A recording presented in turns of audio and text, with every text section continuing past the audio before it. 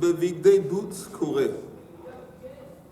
On avait dit que le Kohen Gadol, quand il lit, il fait la lecture de la Torah, il a l'option de lire la Torah dans les habits blancs qu'il avait mis avant qu'on est rentré dedans dans Kodesh HaKodashim. Alors c'est écrit Im bevigdei boutz koreh, kidesh yadav veraglav.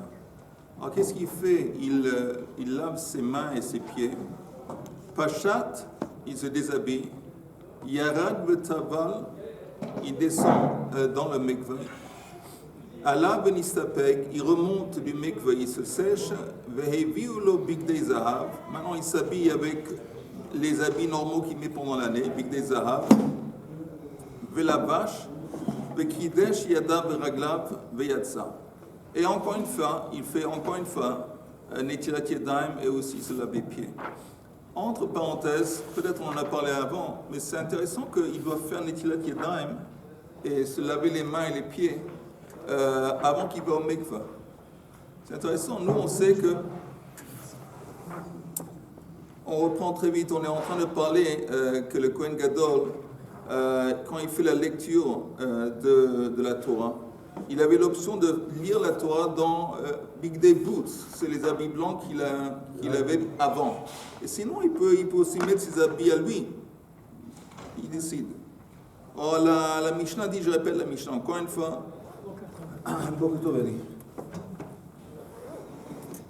Ayn Amud Aleph, la Mishnah. Im bevigdei boutz koreh. Si il savait qu'il a lu la Torah dans ses habits blancs, Kidesh yadav veraglav, il fait Netilat Yadayim veraglaim, Pachat yarad vetaval, Allah benistapeg, il veut qu'il se sèche, Veheviulo bigdei zahav, velavash vekidesh yadav veraglav veyatsa. Maintenant, j'avais demandé pourquoi en fin de compte il fait Netilat Yadayim veraglaim avant d'aller au mikveh. Je comprends qu'il va faire Netilat Yadayim veraglaim après, mais pourquoi avant? De toute façon, dans 1 ou 2 minutes, il va se tremper dans le mikveh. Quel est l'intérêt? Je n'ai pas vraiment de réponse, mais je propose une proposition qu'est-ce qui se passe quand il y a 5 reprises pendant Yom Kippour, il change d'habit. Il change d'habit blanc, et bigdei zahav, bigdei lavan. Oui, dans tous les cas. Et peut-être en fin de compte, il transitionne, c'est une transition qu'il fait entre un et l'autre. C'est quoi une transition? Le bigdei lavan, c'est uniquement quand il est à l'intérieur et quand il fait le service qui est uniquement lié à Yom Kippour. Et les périodes de transition, les moments de transition dans la vie sont délicats. Quand on fait des transitions, c'est toujours un peu dangereux parce qu'il y a un manque de solidité. Avant la transition, on est miouchav, on est... Et après, oui, après aussi, un petit peu, c'est comme un petit peu les voyages. Alors, avant de prendre l'avion, avant de faire le voyage, tu es ancré, tu es miouchav. Et après, une fois que tu arrives à ta destination aussi, mais c'est la période de 1 ou 2 jours qui est un peu dangereux. Et à quoi ça rappelle? Ça rappelle un petit peu la mezouza. La mezouza qui est mise au seuil, à l'entrée de la porte de la maison. À chaque fois qu'il rentre chez lui à la maison, il fait une transition. Avant, il était Bereshut Arabim, et maintenant il rentre dans un autre reshut, un autre domaine chez lui. Et aussi dans le sens inverse. Avant, quand il était chez lui, maintenant il sort travailler, il sort dehors, il fait une transition. Alors, quand il fait la transition, il est censé de voir la mezouza et de se rappeler d'Hachem et de se renforcer. Et je pense que c'est lié, qu'à chaque fois qu'on fait une transition d'un domaine à l'autre, il y a un besoin de renforcement. Et ici, bon, pas seulement renforcement, mais apparemment une espèce de touma dont il faut se libérer avec Netilat Yadayim veraglaim. Donc ça, c'est mon explication pourquoi il fait Netilat Yadayim veraglaim avant qu'il va au mikveh. Après, quand il sort du mikveh, encore une fois, c'est évident. Donc après, qu'est-ce qu'il écrit? Yatsa va'asa et eilo ve'et eila'am. Il va offrir à son bélier et le bélier aussi du peuple. Parce que si vous regardez les versets, peut-être on va regarder ça plus tard, mais il y a à part les boucs, il y a Eil Ha'am, il y a un bélier qui vient de la part du Ham, il y a un bélier aussi qui vient pour lui. Alors, ça, ce qu'il va faire après, il va faire l'offrande de Eilo et Eil Ha'am. Ve'et shivat kvasim tmimim b'nei shana, diver Rabbi Eliezer. Il va aussi offrir 7 moutons qui font partie du Korban Moussaf de Yom Kippour. Ça, c'est l'opinion de Rabbi Eliezer. Tandis que Rabbi Akiva Omer, im tamid shel shachar hayu krevim. Les 7 moutons n'étaient pas offerts maintenant. Ils étaient offerts auparavant, beaucoup plus tôt, avec le Korban Tamid shel shachar. Vepar ha'ola, le par qui est apporté, qui fait partie du Moussaf, ve'seir na'asa bachutz. Seir na'asa bachutz, c'est aussi le seir de Moussaf qui est un khatat. Parce que, encore une fois, chaque Moussaf des fêtes, on apporte entre autres un khatat. Et ce khatat, on l'appelle bachutz. Pourquoi? Parce que pour faire la distinction avec le khatat avant, qu'on a la shem, celui qui était introduit dedans, dont le sang a été introduit dedans, ici le seir bachutz, il est offert dehors ainsi que le sang. Vous dire quoi il est offert dehors? C'est quoi ce seir? Le seir, je répète, chaque moussaf, pendant les fêtes, il y a aussi parmi les offrandes, il y a un khatat. Normalement, c'est un seir. Maintenant, ce seir, la Torah l'appelle, ou la seir na'asa bachutz, le seir qui est fait dehors. Pourquoi? Ça veut dire quoi qu'il est fait dehors? Ça veut dire qu'il est offert sur le gros misber, dans la cour. On fait le sacrifice dans la cour, mais on le sort et on le brûle. Non. C'est un khatat normal. Ça veut dire qu'il est offert sur le misber. Il est mangé peut-être, il ne va pas être mangé en Kippour, mais le sang est jeté sur le misber dehors. Et ça vient, pourquoi on l'appelle dehors? Parce que pour faire la distinction. Ah, de rochettes. Oui. Ah, excuse-moi, j'étais en dehors de la muraille, je ne comprenais pas. Non. On dit c'est un na'asa bachutz pour faire la différence entre le seir qui est la shem, qui est aussi un khatat, mais là le sang est introduit à l'intérieur. Hayu krevim im tamid shel ben arbaim. Et ça, c'est offert ensemble avec le korban tamid de l'après-midi. Encore une fois, kidesh yadav veraglav vepashat veyarad vetaval balav venistapeg heviu lo bigdei lavan. Maintenant, à nouveau, il met bigdei lavan. ולבש וקידש ידיו ורגליו, נכנס להוציא את הכף ואת המחתה. La seule raison qu'il s'habille encore une fois en blanc, il rentre à nouveau dans le Kodesh Kodashim avec le seul but de faire sortir la pelle, ou les 2 pelles qu'il avait laissées sur le sol quand il a fait la ketoret. Il y avait 2 pelles, une pour la ketoret et une pour les braises. Alors, il les a laissés par terre. Maintenant, il vient. La seule raison qu'il met les habits blancs, c'est pour retirer les pelles. C'est pour rentrer dans le Kodesh à Kodesh. Oui. Alors, il doit rentrer en blanc. Non, il ne peut pas rentrer en or. Qu'est-ce que je viens de dire? Il ne peut pas rentrer en blanc, t'as dit. Non, j'ai dit il doit rentrer en blanc. Ah, merci là. D'accord. Alors, ce qui est intéressant, pourquoi, en fin de compte, quand il a brûlé la ketoret, pourquoi il n'a pas fait sortir les pelles avant? Pourquoi maintenant? Il a brûlé le ketoret, après il est qu'à les faire sortir. Oui. Pourquoi pas? Il y a une raison toute simple.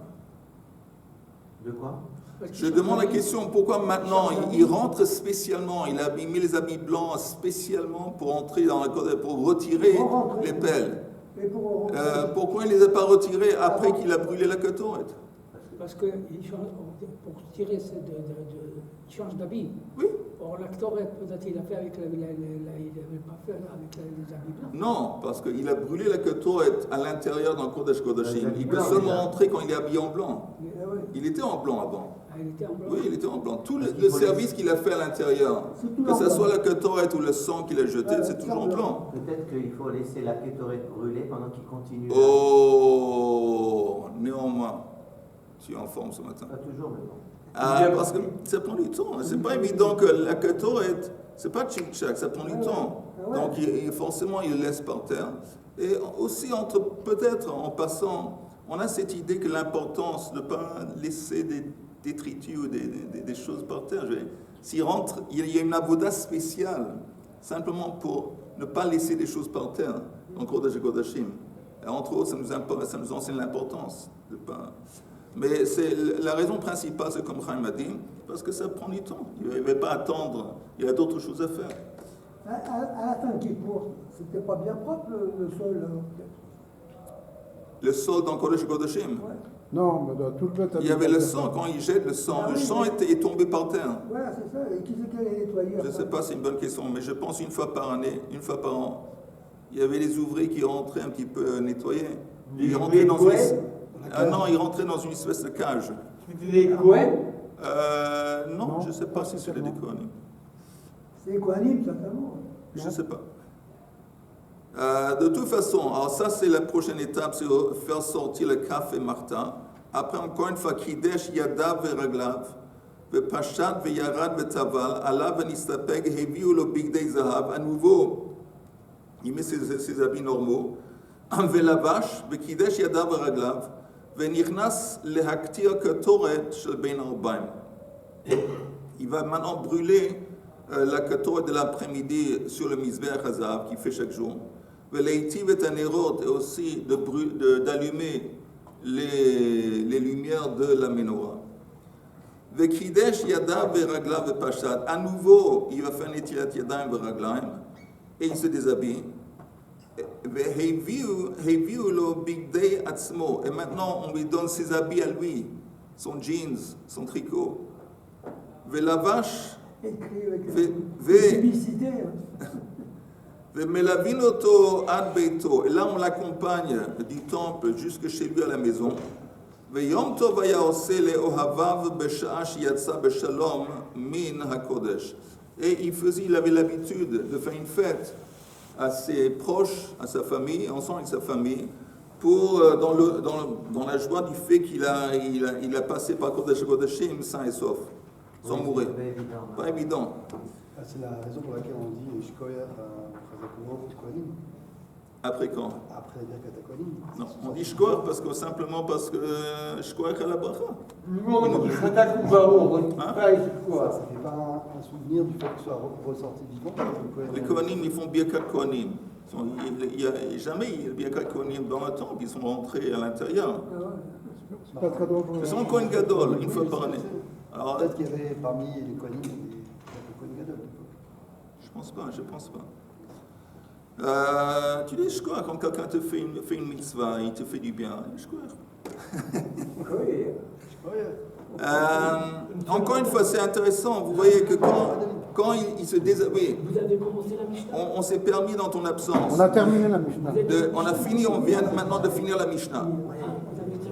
On a terminé la Mishnah. Alors vous voyez encore une fois, quand il a fini le service, il enlève ses habits et à nouveau il fait Netilat Yadayim. C'est bizarre. Pourquoi faire Netilat Yadayim à nouveau après qu'il s'est déshabillé chez lui? Et encore une fois, je propose que c'est parce qu'il est en train de faire une transition. Et transition, c'est toujours, il est en train de descendre de niveau. Quand on descend de niveau, il faut faire gaffe. Aussi, quand on monte de niveau, il faut faire gaffe. Et on fait Netilat Yadayim pour enlever la touma. Quel autre cas on fait Netilat Yadayim quand on descend? Ici? Ah, quels autres cas? Oui, ce que je veux dire, c'est que c'est affreux. Non, je ne peux pas citer un autre cas. Je sais pas. Reprécise, c'est-à-dire qu'il faut enlever la touma. Non, tout ce que je précise, c'est qu'à la fin de la Mishnah, c'est écrit qu'après qu'il a fini son service, il se déshabille de ses bigdei zahav, de ses habits normaux, ok? Et il met ses habits à lui. Et après qu'il s'est déshabillé, il fait Netilat Yadayim veraglaim. Alors pourquoi? Il rentre chez lui. Il a mis ses habits en chez lui. Pourquoi il fait un nouveau Netilat Yadayim? Justement une séparation à chaque fois entre du passage de la Kedusha. C'est pas le même service. Voilà, c'est une descente. On voit que c'est pas seulement. C'est évident que quand il arrive au temple, il va commencer son service, il fait Netilat Yadayim. Ça, je comprends. Parce qu'avant d'accéder le Kodesh. Mais quand il a fini, il rentre chez lui. Pourquoi faire Netilat Yadayim? Donc on voit que chaque passage de transition, chaque transition, elle est délicate. Elle apparemment C'est pas avec de l'alcool. C'est pas avec de l'alcool qui fait tout ça? Ok, Gemara. La vérité, c'est que s'il y avait... Qu'est-ce que c'est? Un fromage? Non, j'ai...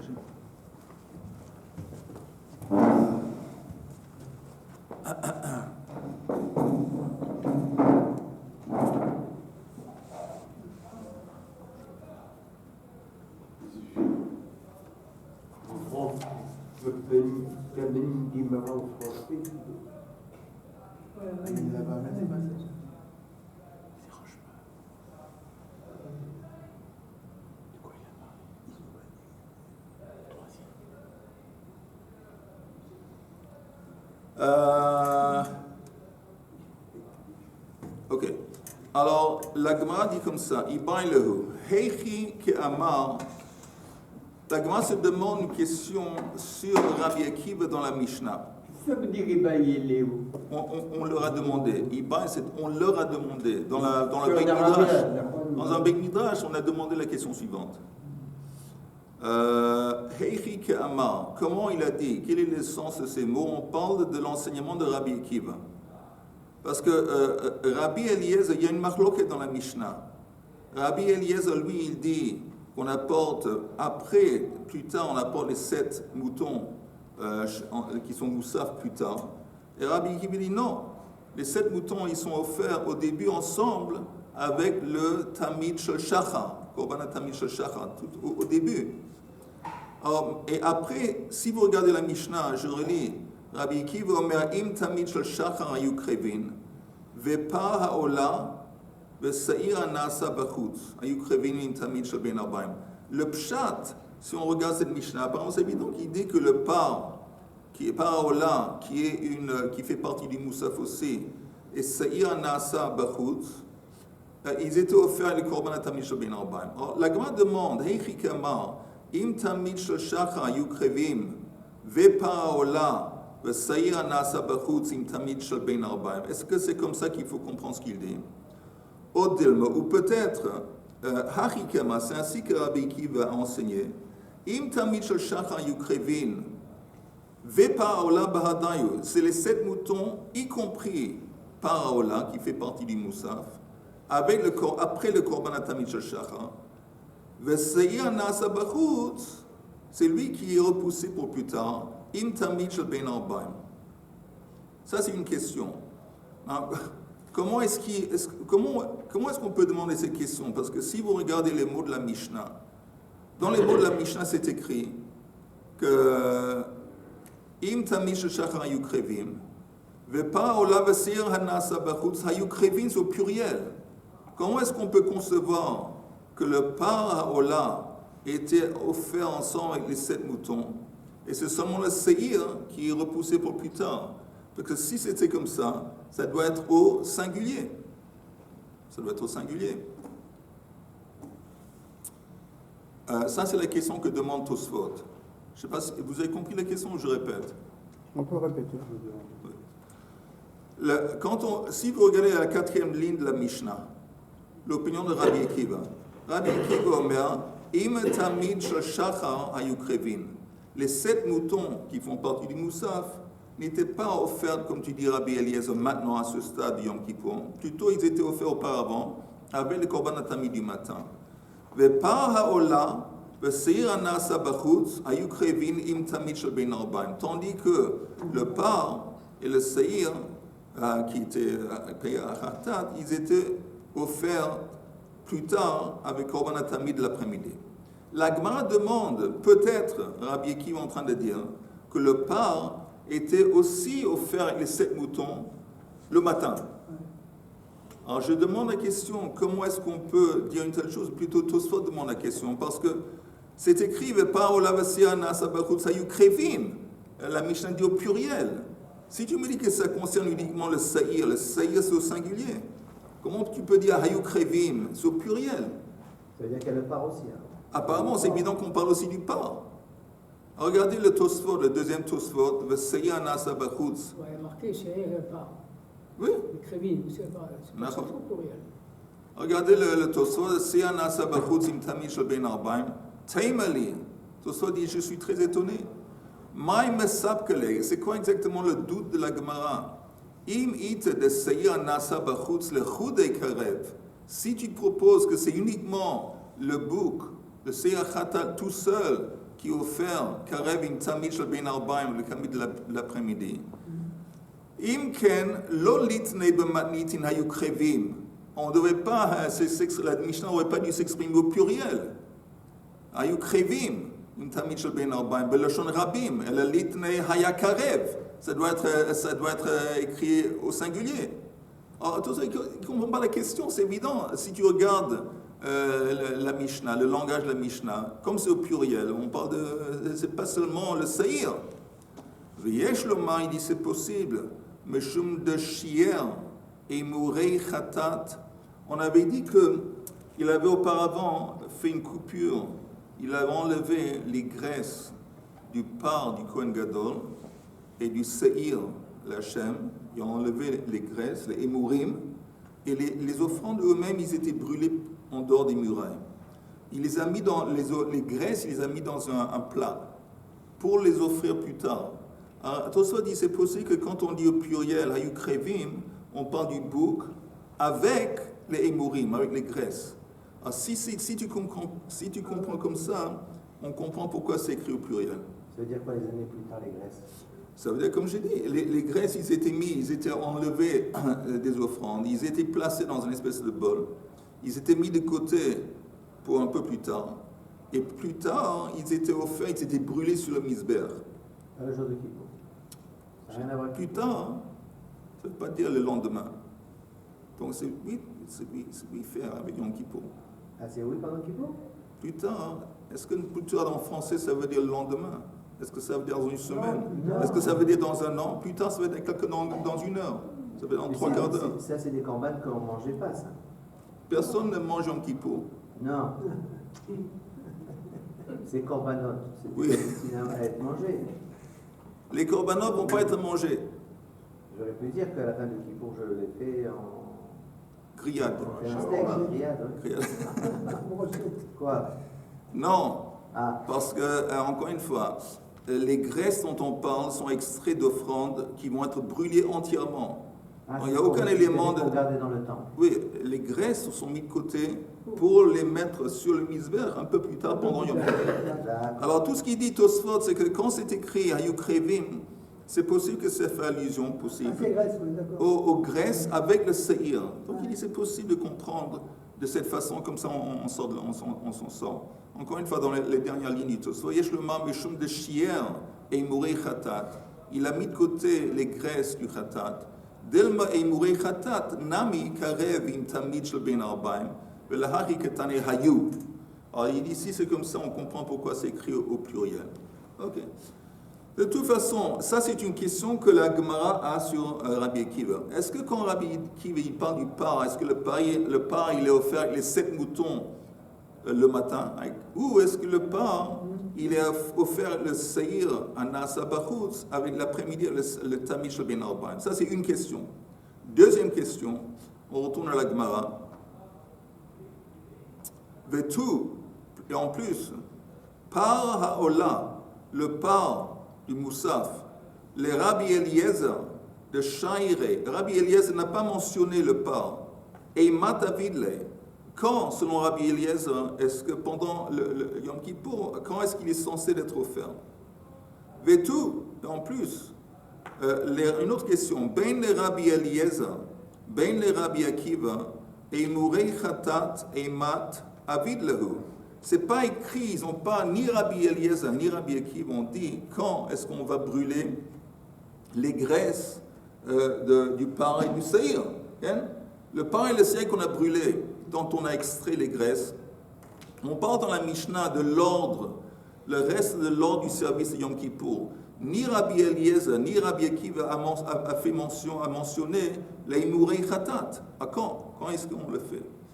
Alors, maintenant, Amar Rava, il dit, Lo mashkach la betakanta, on n'arrive pas à résoudre ces questions, ce problème, seulement, et là, le Rabbi Eliezer de Tana de Vei Shmuel, ou selon l'enseignement dans la yeshiva de Shmuel, Et là, on voit l'enseignement de Rabbi Eliezer. Ça va s'adresser à l'opinion de Rabbi Eliezer. Là-bas, c'est clair. Ou le Rabbi Akiva betosefta. Ou si tu regardes la Tosefta, là, tu vas pouvoir te rendre compte de l'opinion claire de Rabbi Akiva. Encore une fois, on peut répondre à toutes les questions qu'on a demandées, ou dans la Tosefta pour voir Rabbi Akiva, et aussi bien dans l'enseignement de Tana de Bei Shmuel pour Rabbi Eliezer.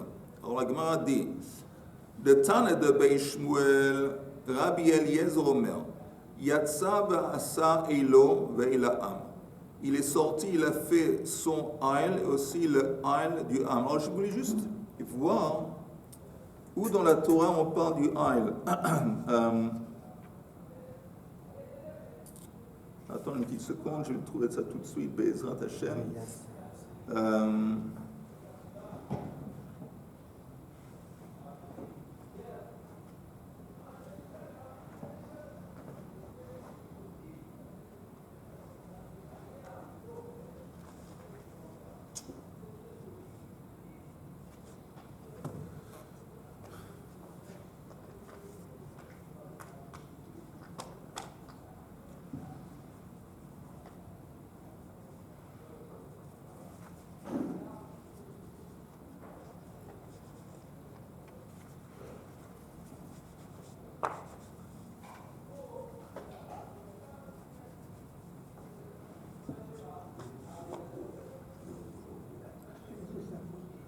D'abord, c'est écrit au début, ou me'et, c'est écrit comme ça.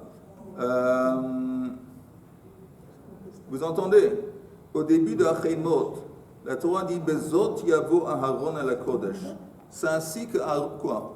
Non, les Tosafot, ils étaient en même temps que Rachid.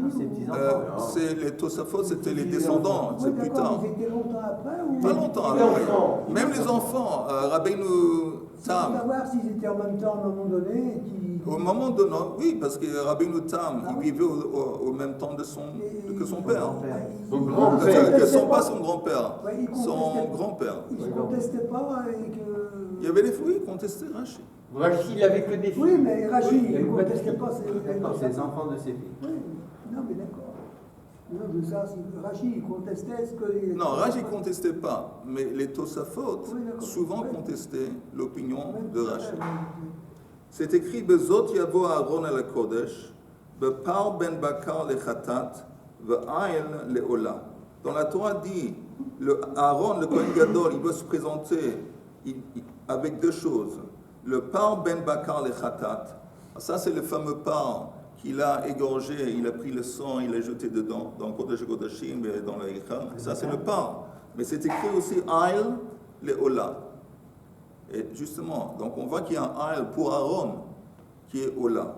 Après, il dit, la Torah dit, et prends d'Am Israël, ou me'et adat b'nei Israël yikar shnei se'ireizim le chatat, qui va apporter deux boucs en tant que chatat, et on sait qu'un de ces boucs c'est la Shem, l'autre c'est la Zazel, ve'aïl echad le Ola. À part ça, il y a un bélier, le Ola. Donc on voit que il y a pour le Kohen Gadol un aïl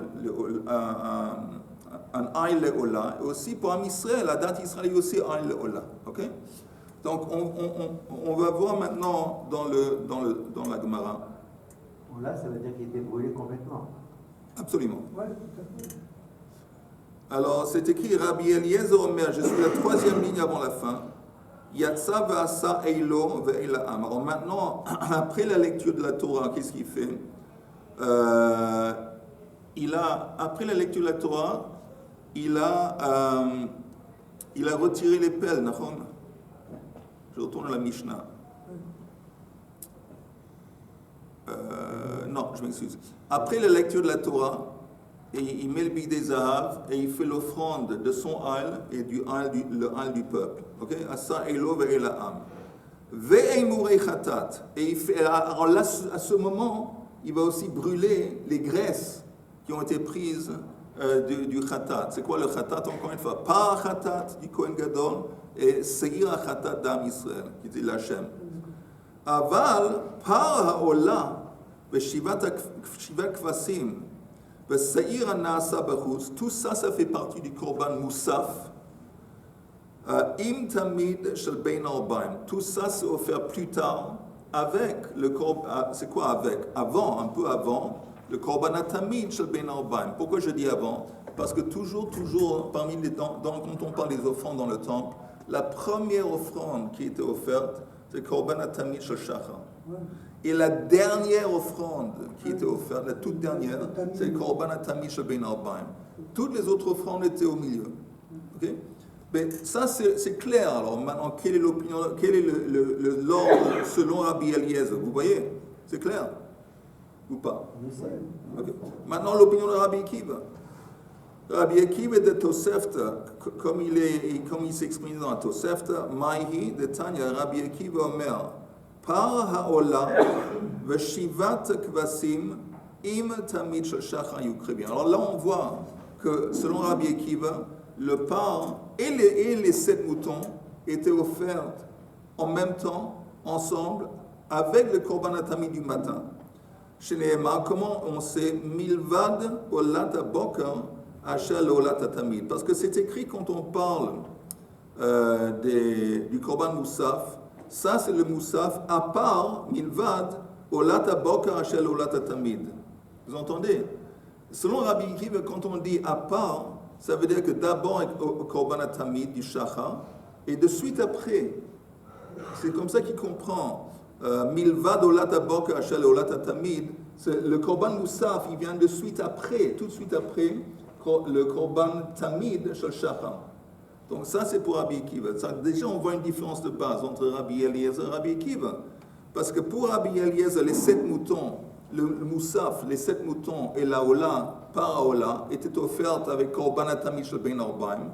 Tandis que pour Rabbi Akiva, ils étaient offerts de suite après korban tamid shel shachar. Pardon. C'est pour Rabbi Akiva. Ça c'est pour Rabbi Akiva. Non, ça serait avant Rabbi Eliezer. Oui. Dans l'ordre. Oui. C'était avant. Oui. Shachar, c'est avant le moussaf. D'abord, tout le monde est d'accord, Shachar c'est avant, mais où est-ce qu'on place le korban moussaf? Selon Rabbi Eliezer, le korban moussaf qui consiste de 7 moutons par ha'ola et se'ir ha'chatat nasa bachutz, tout ça c'est pour lui c'est séparé, Rabbi Eliezer. C'est quoi séparé? Que les 7 moutons, tout ça c'est offert selon Rabbi Eliezer plus tard au moment de korban tamid shel bein arbaim. Ça c'est korban moussaf selon Rabbi Eliezer plus tard. Tandis que Rabbi Akiva dit non. Il dit les 7 moutons et le par haola sont offerts le matin après korban tamid shel shachar, tandis que le saïr nasa bachutz il est offert plus tard.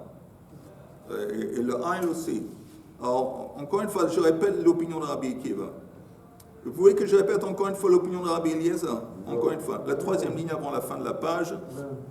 Rabbi Eliezer Omer, Yatsa Vasa, Eilo ve'elam. D'abord, il fait son bélier, le bélier du Ham. Après, ve'emurei chatat, là, il brûle les graisses qu'il avait retirées auparavant. Aval par ha'ola, ve'shivat kvasim, ve'seir nasa bachutz. Im tamid shel bein arbaim sont offerts seulement plus tard avec le korban tamid shel bein arbaim. C'est la journée déjà. Oui, tard l'après-midi. Ah, alors c'est pas le moussaf comme on avait compris. C'est le moussaf. Le moussaf, on le faisait en ben arbaim. Ah, c'est pour ça que je n'ai pas compris. D'accord. Ah, il y a un très beau tableau là, je suis en train de l'envoyer là-bas. Attends, avant le tableau. Maintenant, Rabbi Akiva de Tosefta, qu'est-ce que lui dit? Maïhi. De Tanya Rabbi Akiva Omer, par ha'ola v'shivat kvasim im tamid shel shachar. Ça c'était offert ensemble le matin à Yukrevim. Shneemar milvad olat boker asher olat tamid. V'achar kach, après avodat hayom, le service du jour, v'achar kach seir nasa bachutz. Et plus tard, il y avait une séparation. Le seir chatat du moussaf était selon Rabbi Akiva offert plus tard. Sheneemar seir izim echad chatat milvad chatat akipurim.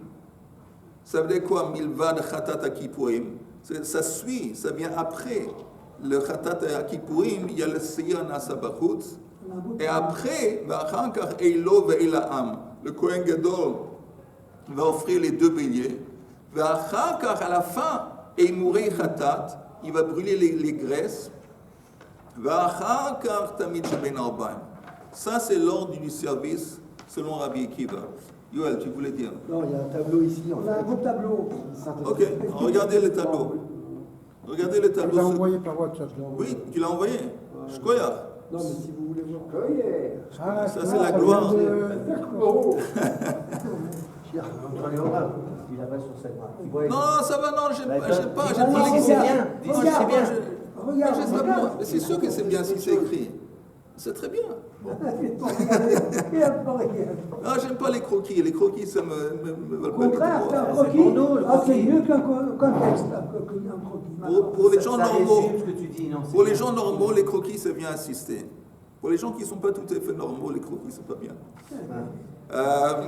Ok, ça, c'est les deux opinions. C'est clair? Ok. Alors, la Gemara dit, elle dit comme ça.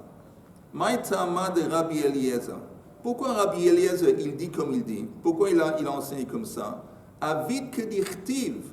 Parce que lui, il va selon l'ordre chronologique des versets. Il va selon les versets dans la Torah. Donc il dit, bon, si je lis les versets, c'est quel verset? C'est les versets de Achreimot. Et dans Achreimot, on ne parle pas de Moussaf. Mais plus tard, dans Émor, Émor et la Kohanim, 2-3 parchios plus tard, dans Bamidbar, là on parle de Moussaf. Ok, donc il suit l'ordre des versets dans la Torah. C'est ce qui est écrit. Avid Kedirtiv, Avid Bereisha de Torah Kohanim. Au début, il va avec ce qui est écrit dans Vayikra, dans Achreimot. Vehadar Avid de Chomesh Apekudim. Après, il dit qu'il faut faire les offrandes qui sont mentionnées dans Sefer Bamidbar. Il suit l'ordre. Ok, donc ça c'est la réponse. Pourquoi Rabbi Eliezer, il a enseigné comme il a enseigné? Simplement parce qu'il est collé à l'ordre des versets comme ils apparaissent dans la Torah. Rabbi Akiva, que de Katan et Tama, comme il a expliqué auparavant, Milvad Olat Aboka Ashel Olat Tamid. Il dit comme quand on parle de Moussaf, quand on parle des korbanot de Moussaf, apparaît cette phrase dans la Torah, à part la Ola du matin. Alors ça laisse entendre que quand on dit à part la Ola du matin, que ça suit. Il y a Korban Atami du matin et c'est suivi après par le Korban Moussaf. Tout de suite, j'ai juxtaposé. Alors comme il comprend comme ça c'est l'explication de Rabbi Akiva. Alma, on voit Moussafin im tamid shel shachar avid lehu. Que les korban moussaf étaient offerts ensemble avec korban tamid shel shachar selon Rabbi Akiva. Et maintenant on demande vers Rabbi Eliezer hay milvad chatat kippurim may avid lehu. Parce que Rabbi Akiva aussi il a trouvé un autre mot où c'est écrit milvad. C'est pour le seir izim. Qui était, vous entendez, le khatat de Moussaf. Je répète, vous entendez? Il y a deux seirim qui sont apportés, un seir l'Hachem, un seir l'Azazel. Tous les deux, c'est un khatat. Il y a un autre khatat, c'est le par du Kohen Gadol, c'est aussi un khatat. À part ça, ça fait partie du Moussaf. Chaque Moussaf des fêtes, il y a un seir khatat. Donc il y a un seir en plus. On a dit seir nasa bachutz. Comme quand on parle de ce seir, c'est écrit dans la Torah, milvad khatat kippurim. Ça laisse entendre, c'est quoi khatat kippurim? C'est le seir, celui qui est l'Hachem. Dans l'esprit de Rabbi Akiva, ça veut dire que un doit suivre l'autre. Quand on dit milvad, ça veut dire un suit l'autre. Alors, ok, on comprend la prise de position de Rabbi Akiva, mais quoi avec Rabbi Eliezer? Qu'est-ce que lui, Rabbi Eliezer, fait de ce milvad? Ok, et là on finit. Encore une fois. Rabbi Akiva dit, Rabbi Eliezer, hay milvad chatat kippurim, may avid le. Qu'est-ce que Rabbi Eliezer va faire de cette expression? Humi baile, al ma sheze mechaper, ze mechaper. Il nous dit simplement que quand on dit à part, ça veut dire qu'ils sont similaires, que le seir de Seir l'Hachem et le seir de Moussaf ils sont similaires. De quel point de vue? Regardez le Rashi, là on finit. Le Rashi qui dit Al-Mashze Mechaper, B'matnitin de Perekama de Shavuot, dans notre Mishnah, dans le premier chapitre de Shavuot, Darish Leihachi, c'est enseigné ainsi. V'al sheyesh ba yedia besof, ve'in ba yedia batrila. On parle de transgression où il n'y avait pas une connaissance au début, mais il y avait eu une prise de connaissance à la fin, après que la transgression a été faite. Seir anasa bachutz mechaper. Ça, veseir chatat echad milvad chatat akipuim, al ma sheze mechaper ze mechaper. Ma pnimi eino mechaper el al davar sheyesh bo yedia que de mefresh hatam. Afritzon eino mechaper. Ça veut dire que le seir d'Hachem, dont le sang a été introduit à l'intérieur, il vient seulement expier pour une faute, une transgression, où il y avait un élément, il y avait une espèce de prise de conscience. Le type, il était conscient du fait ce qu'il était en train de faire, c'est problématique. Par exemple, il rentrait dans le temple un peu tamé. Et néanmoins, il l'a fait. Il était... Alors ça, c'est Mechaper al-Zeh. La même chose avec le sir khatat du Moussaf, similairement comparable, c'est comparable, que ça vient expier pour une faute où il y avait un petit peu une prise de conscience. C'est tout. Non, on s'arrête là. Blinet, on va reprendre ça. Mordechai.